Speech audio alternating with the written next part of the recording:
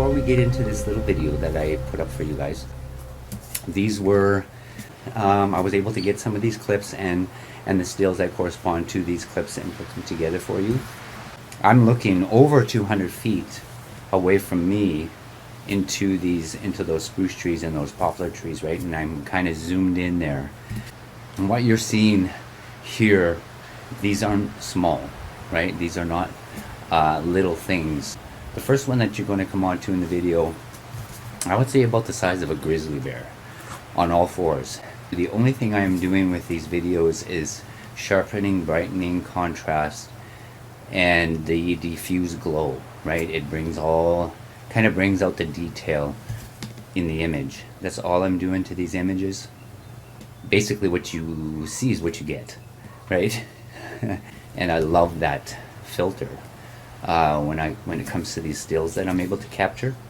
I wanted to put this out for you all just to give you a little bit more perspective of the area back there and what we're looking at, right? What had happened there in this footage, I actually didn't even know what I captured until I got home and put it onto my computer. And the second one that you're going to see, this one blew my mind.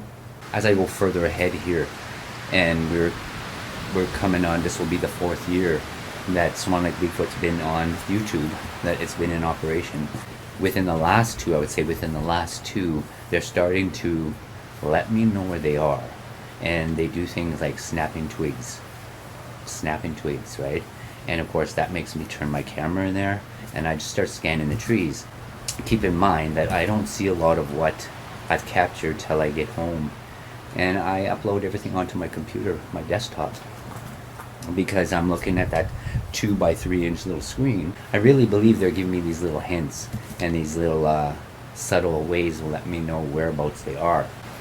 I always look for the darker areas and the eyes, right? I always look for those eyes. If I even see something that looks like the shape of a Bigfoot, I've bypassed a lot of things because I don't see any eyes or mouth or nose or anything like that, facial features, right? Like features or little bits of detail that let me know it's them. And colors, right? The colors are the big factor. I mean, if you're looking into a forest of gray and greens and you see that color, right?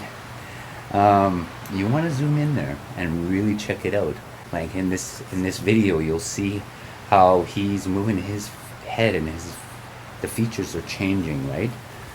So I'm taking stills from frames and the face is changing, and it's changing like this, the position, it's subtle, but he's moving his head, right? He's moving his head. Anyway, I wanted to point those things out. So remember, these aren't small beings. I would say the second Sasquatch that you will see in this video, he's got to be 9, close to 10 feet tall. They're big back in there. So don't think these are small things. Like remember, it's over 200 feet away from me and I'm zoomed in. I think that's where it's throwing people off. You get a lot of the graininess and pixelization from the images because I'm zoomed in so far, right? But anyway, I'll sign off there, everybody. I hope you enjoy this video. It's short and sweet, but it was what I was able to get for you out of that footage at Seven Creeks. And see you in the trees. Bye for now.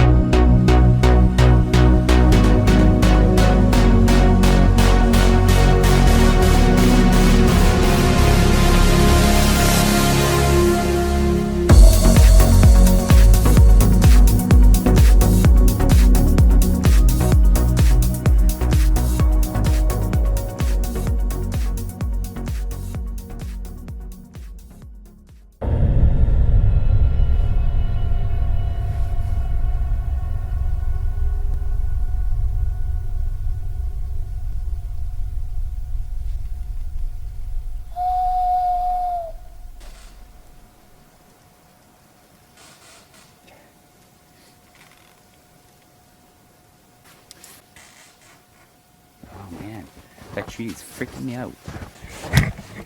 Of the forest. Oops.